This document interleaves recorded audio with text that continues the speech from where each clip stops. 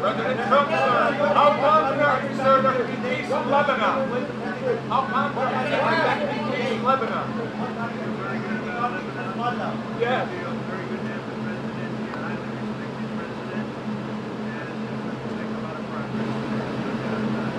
Can Hezbollah be disarmed, sir? Do you believe Hezbollah? Do you believe Hezbollah can be disarmed?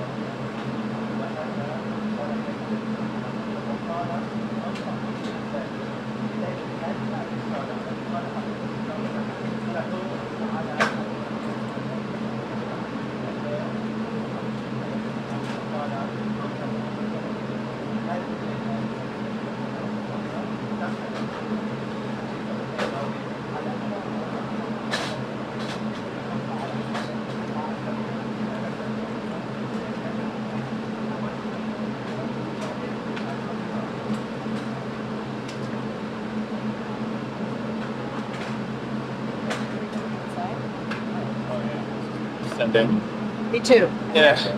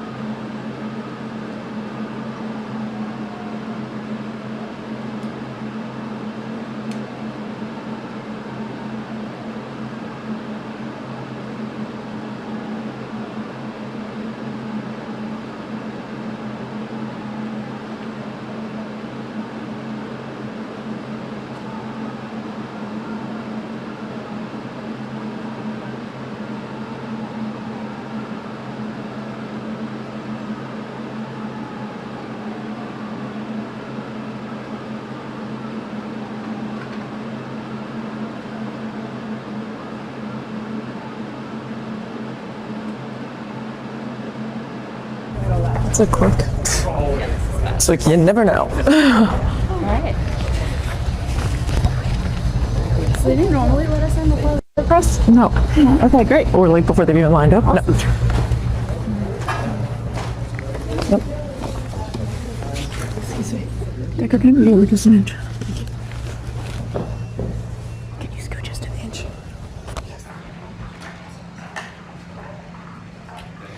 Well, thank you very much. It's a great pleasure to be with the president of Lebanon. He's highly respected in his country and actually long beyond his country. We've spoken previously on numerous occasions through representatives, and the relationship is very good. I think that Lebanon has been a very mistreated country for a long period of time. It's an amazing group of people, professors, doctors, lawyers, great intellects, and it's been hit hard for many, many decades, really. It's been hit very, very hard. And yet I have people that live in Lebanon, people that are parents of friends of mine, many cases, and they would never leave. They would not leave under any circumstance. They love it. They love the country. And it's probably a dangerous place in a lot of ways, but they live in areas, they say, we hear bombs going off all the time, but we want to live in Lebanon. They love the country. Very smart people, very successful people, and they live there. But it's been a country of great intellect, great intellectuals. They still love it. They want to be there. And we're going to help it. We're going to help it a lot. So it's an honor to have the president and your representatives here. We've already met a couple of times, and we've had some good meetings. And we are going to solve a lot of problems. We've already solved some of them for Lebanon. As you know, there's a Hezbollah problem, but we've done some things that I think the world will take notice. Again, it's been a very badly treated place and country, and we're going to have it properly treated and treated with respect that it deserves. And Mr. President, it's an honor having you. Thank you very much. No, thank you. Thank you I've very been looking much. forward to this visit for a long time. Thank you very much. Meeting such a great president like yourself. It's a very nice thing. See, he knows how to get to me. He can have anything. Now he can have anything. Would you like to say something? Now, really, I would like to thank President Trump, really, and his team for the historic visit and for the historic achievement that we did together by signing the framework with the ultimate objective of ending the state of hostility between Lebanon and Israel forever. I think, Mr. President, this will be your legacy.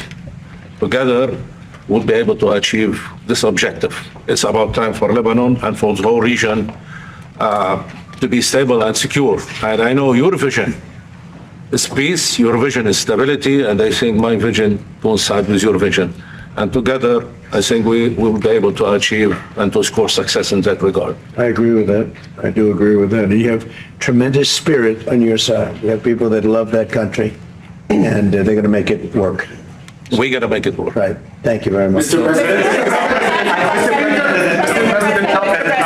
Lebanon, I have two questions, one for you. President Trump, as you work to expand the Abraham Accords, Lebanon still enforces a 1955 law criminalizing contact with Israel for over 70 years. You previously stated you would push Lebanon on this issue. And there is some people still going to prison last month. So did you raise it you will raise it with President Trump today? Well, the Abraham Accords have been, I think, a tremendous success. I think you're going to see a lot of countries joining pretty soon.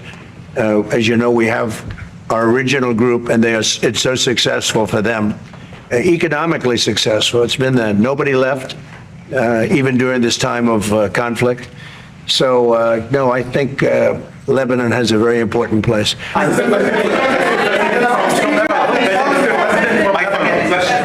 What is your level of concern of a blockade of the Red Sea by the Houthi rebels, opening up another front in the war? What happens? So far, it hasn't happened, might happen.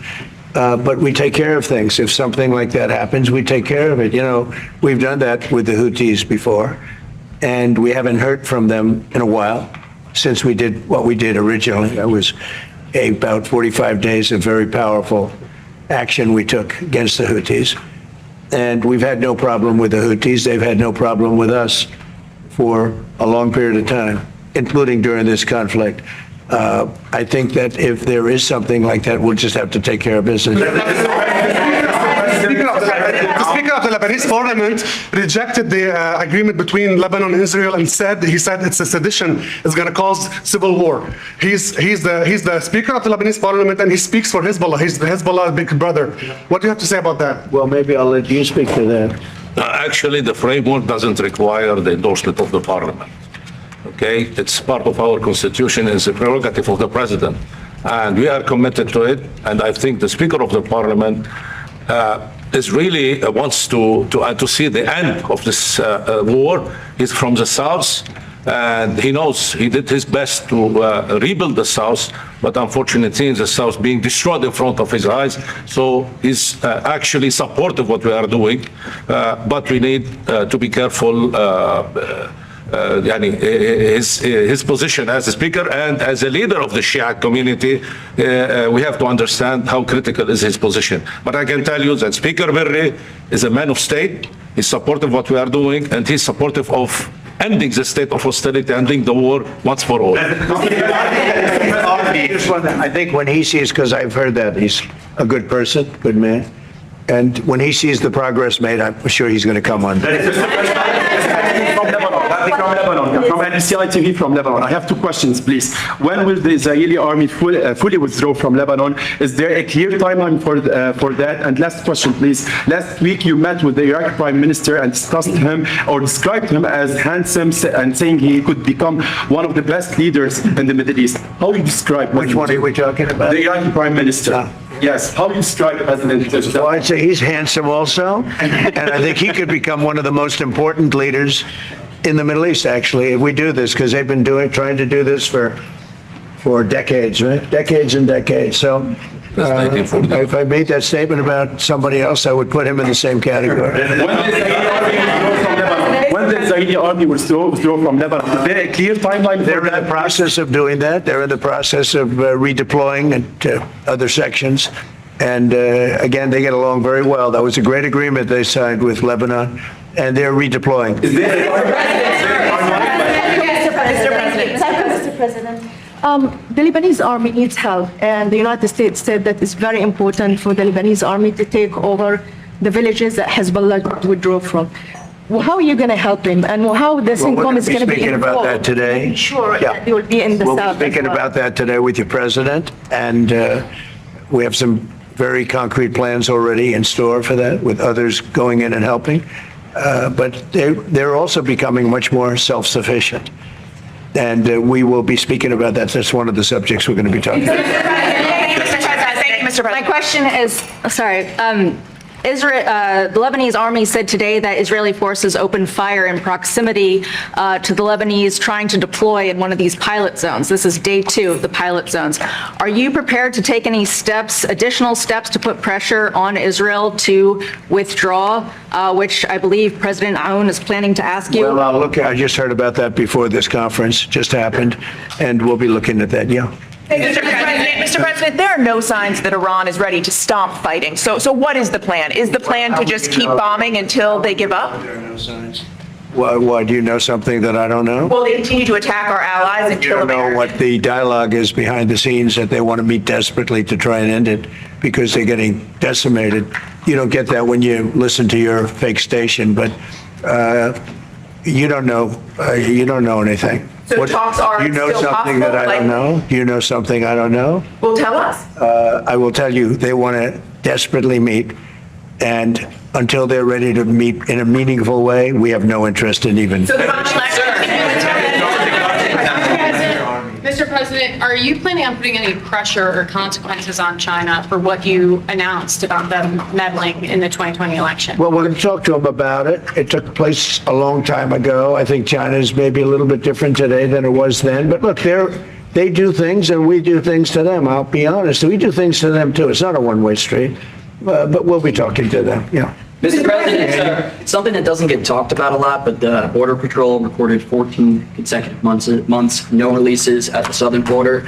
This is something you talked a lot about on the campaign trail, that you couldn't run on the job that you did on the southern border. Do you feel similarly at this point in time with midterms, considering how well of a job you've done? What is the lesson to be learned about Border Patrol? Well, thank you for that question. The fact is, and maybe it pertains a little bit with respect to you and borders and everything else, we had a border that was totally out of control. I probably won the election, at least partially, on the border, would you say?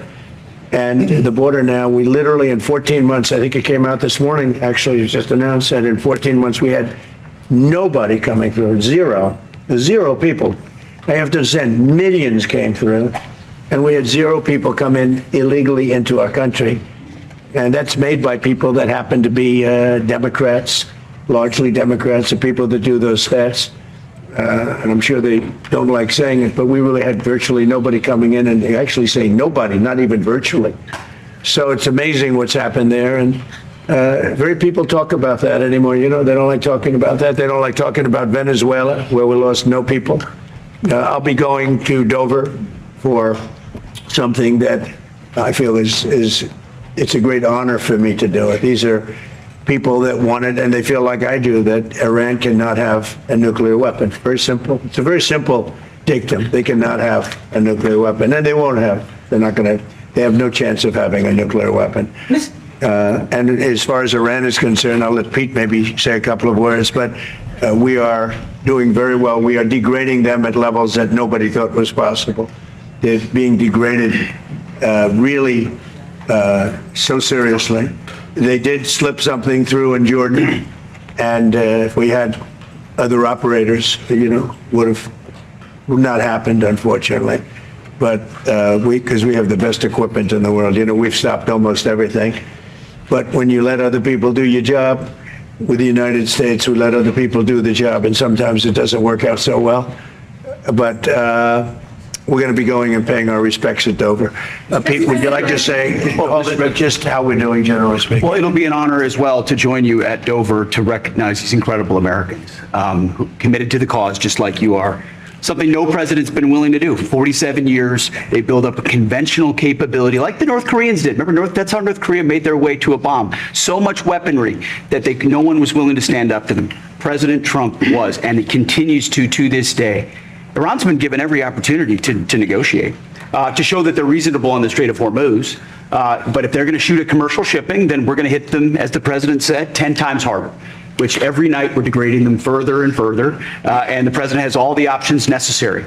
If they want to talk, they can talk. Otherwise, they can deal with the War Department, and we're prepared to do that. The blockade is up and fully, it's, nobody gets through.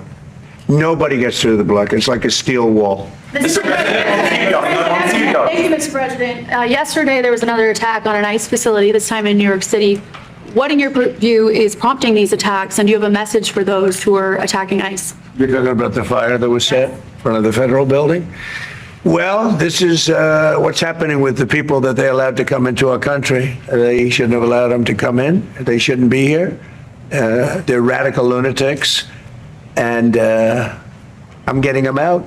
We're getting them out at a pace. We've gotten rid of more than any other president. I read stories, they try and give you phony stats. I was with Tom Homan this morning. He'll give you the statistics if you want, but we're getting bad people out of our country at levels never seen before. There's never been a time when more bad people, and you take a look just here in Washington, we took out almost 5,000 hard-line, hardcore criminals, most of whom came in during the open border periods of the previous administration. An amazing statistic, and this is something that I hate to be talking about in front of the president of Lebanon, but he's got his problems and their problems, but we don't have any problems in Washington, D.C. We've wiped out about 92% of the crime, and we're going to get very close to, I believe we're going to get close to 100% of the crime. And you take a look at this city, compare this to what it was 15, 16 months ago. This was a dangerous city. I don't know how, I better not compare it to Lebanon because I don't exactly have your stats, but it might have been Lebanon was safer. This was a dangerous city under the previous administration, Biden. And now it's a very safe city. There was an article that came out 2 days ago that Washington, D.C. has made the greatest progress of any city in the nation. Now, Memphis also, and New Orleans also. And if they would ask us for help in Chicago, we would turn that around so fast. If they'd ask us for help in New York, we would turn that around so fast. Los Angeles, we would turn that around so fast. But the stat that's so amazing is that 2% of the people create 91% of the crime. Think of that. It's a great stat. Because if it was 70% of the people, that's a problem. If it was 20%, 2% of the people create 91% of the crime. Think of that. 2% of the people, you can handle that easily. So Washington, D.C. is now one of the hottest cities in the country. We have the hottest country in the world. But Washington is now hot. And I do have to say one other thing. We just had the World Cup, as you know very well. And it was the most successful World Cup ever. We didn't even have a protest. We had no crime. With all those events, was like having many, many Super Bowls. Each one was like a Super Bowl. And with all of that, we didn't have crime. We didn't have bedlam. Everybody left here with a different opinion than what they read in the fake news. They love this country. I saw Scotland. I saw Norway. I saw all these countries. I mean, the level of love that nobody wanted to leave. And I just want to congratulate everybody, the job that we did, and all of us, everybody in this room, because everybody in this room was involved. The vice president was very much involved. It was amazing. I was with Johnny the other day. The job he did is great, but he said he never thought in a million years it could be so free of any difficulty. Think of it. We didn't even have a protest. Not only no crime. Now, there's a reason for all this, but part of it was that people just wanted to pull together. This country, for like a 4-week period, just pulled together. Really amazing. And I didn't want to say it before the final. I didn't want to say how well it was doing. I wanted to get the final up with, because you never know. It only takes a bad moment. But we just had the most successful World Cup in history. Did 5 times the business of any World Cup in history, and I can't wait to get him back, but I think we won't be able to get him for the next time. Do you feel safe here, especially with this upcoming, do you feel safe, especially considering the attempts on your life? I feel safe. Why wouldn't I feel safe?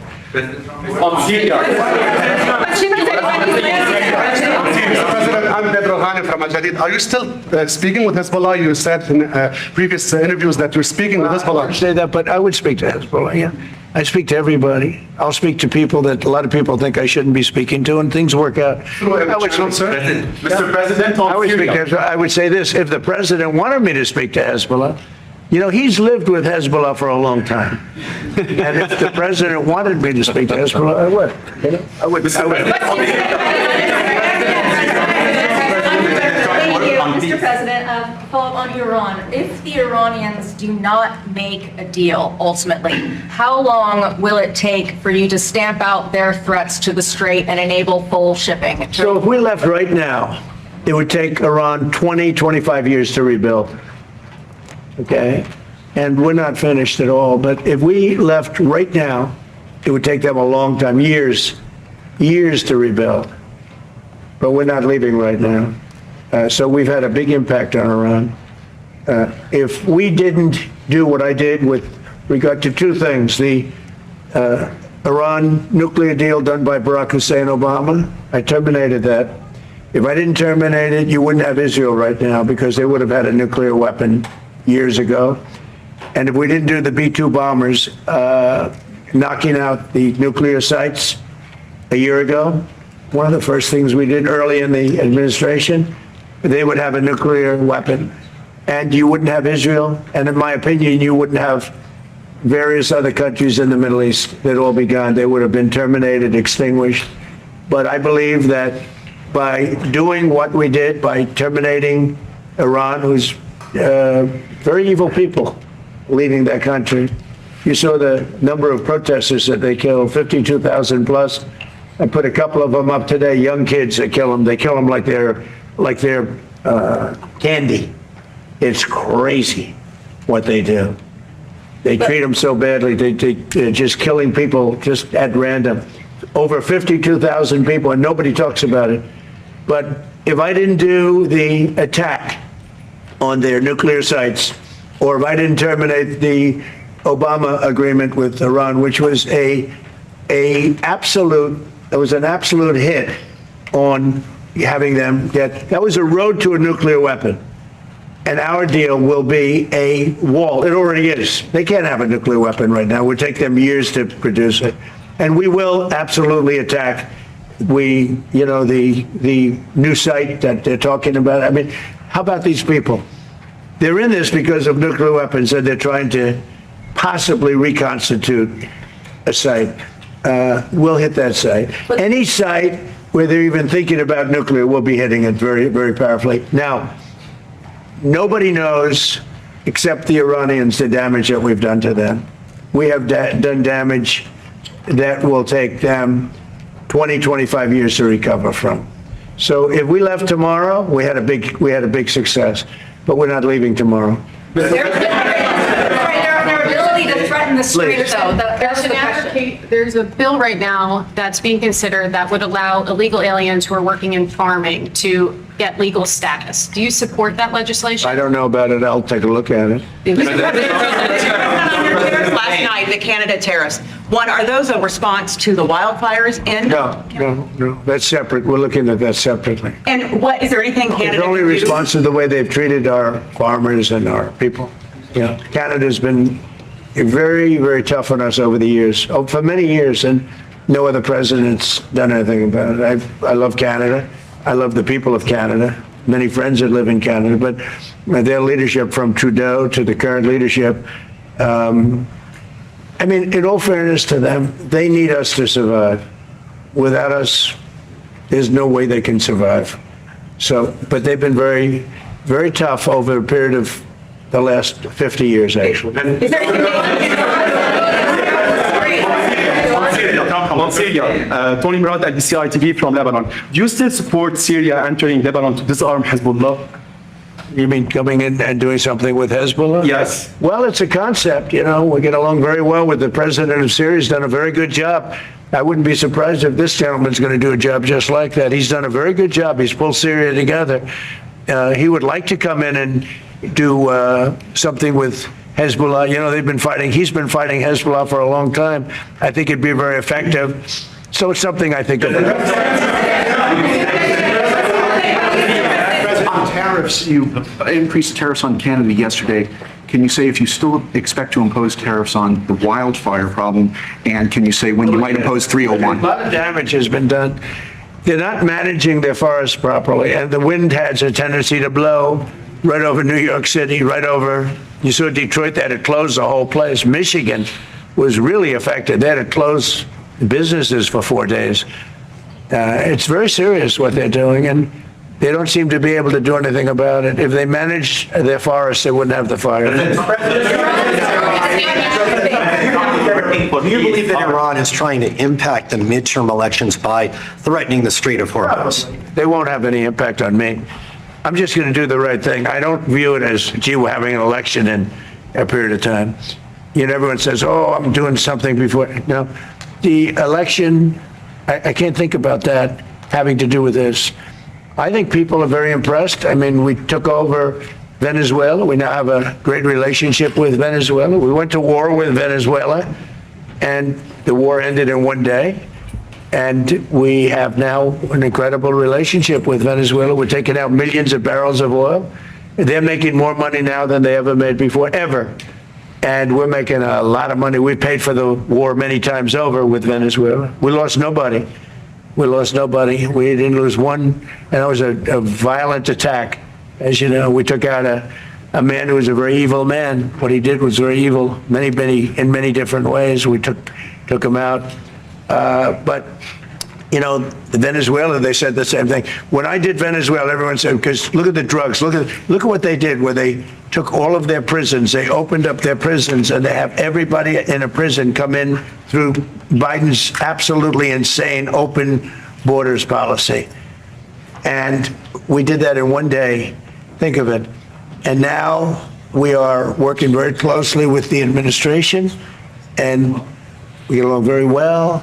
Venezuela is a very happy place. Had a tragic incident with the, with the event that took place a week ago.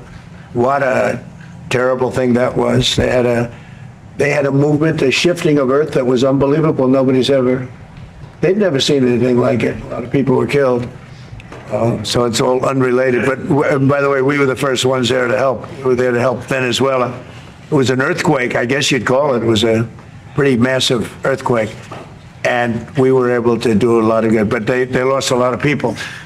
Venezuela, the people are so happy that we're there. The jobs, everything's happening. And we're taking out many, many times the money that we spent on the war. This one, Iran is bigger. It's a more complex situation, but we're probably doing equally as well if you look at the damage that's been done. And again, as I said to the young man that just posed the question over here, if we left today, it would take them decades to rebuild, and I don't believe they could ever rebuild.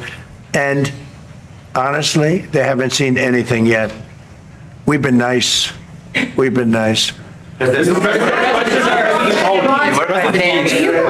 Haley Bull with Scripps News. Thank you for the question. Do you believe that Iran has moved nuclear centrifuges into Pickaxe Mountain? And when you say we're not done yet, what is left to finish? Well, I think that they may have. We don't have it on record. All we do is read the fake news. We see the news is so wrong so many times. So, maybe this one they have right, but it's okay. It doesn't mean anything unless they have the material. You're talking about the centrifuges. Yeah, it doesn't mean anything unless they have the material. They don't have. We follow the material. That's where the action is, and we'll be hitting that area probably pretty soon. And there's not a thing they can do about it. Normally I wouldn't say that. If I thought they could do something about it, I would never say that. But we'll be hitting that area pretty soon, and very heavily.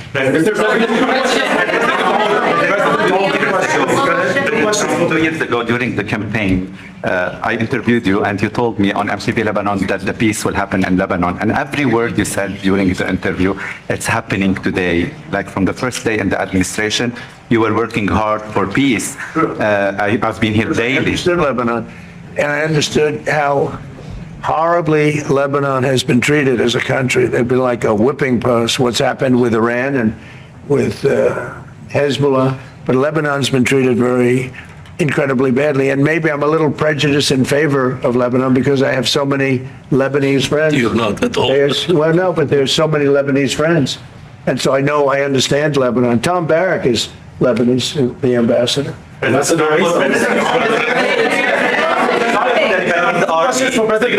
Lebanese army. President Aoun, does the Lebanese army currently have the funding, equipment, and manpower necessary to implement the agreement? Or you are asking today President Trump for additional U.S. assistance today to do the job? Definitely, with the support of President Trump, and we spoke on the phone, and I told him I need two things from you: political support and supporting of the LAF, which is the LAF is the most trusted institution in the country, and it has the most powerful weapon, which is the trust of the public. And like any armed forces in the world, the Lebanese armed forces is the backbone of security and stability. We need to support the LAF. The LAF maintain the country safe and stable. Without the LAF, everything will collapse. We don't want that. I think President Trump doesn't want that. In 1975, the first institution to collapse was the LAF. And as a result, we saw the emergence of many local militias, and the south was empty, allowing the Palestinians to roam the south and launch attack against Israel.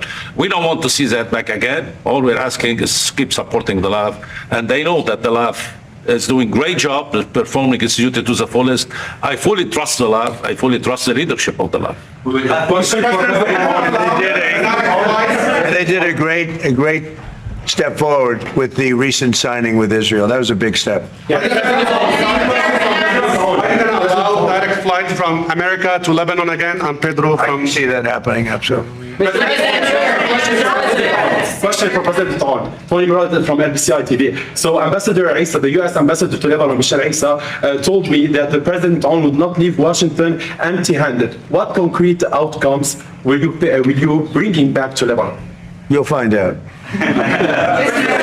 Mr. President? Thank you all very much. We're doing very well with Iran. We're doing unbelievably with the economy. We have investment, as you know, Toyota is coming in with the biggest plant, I understand, anywhere in the world. They're leaving Mexico. They're coming into our country. It's going to come into Texas, to be specific. We have more plants under construction now than at any time, by far, by many times. We have over $19.2 trillion being spent in America, and they're going to be opening up in a year or a year and a half. And there has never been a time like this in America. Truly, it's the golden age of America. Thank you very much, everybody. Thank you, guys. Thank you, President. Thank you, guys. Thank you, guys. Thank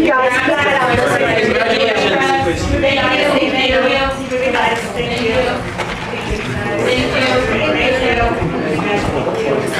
Message for the Lebanese people.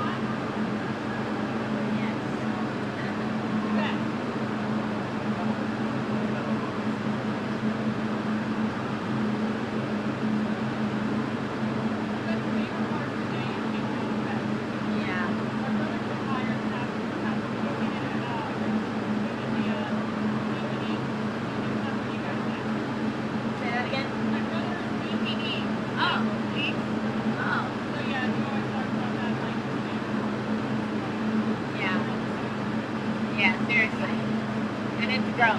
Yeah. This is going. Yeah. Yeah.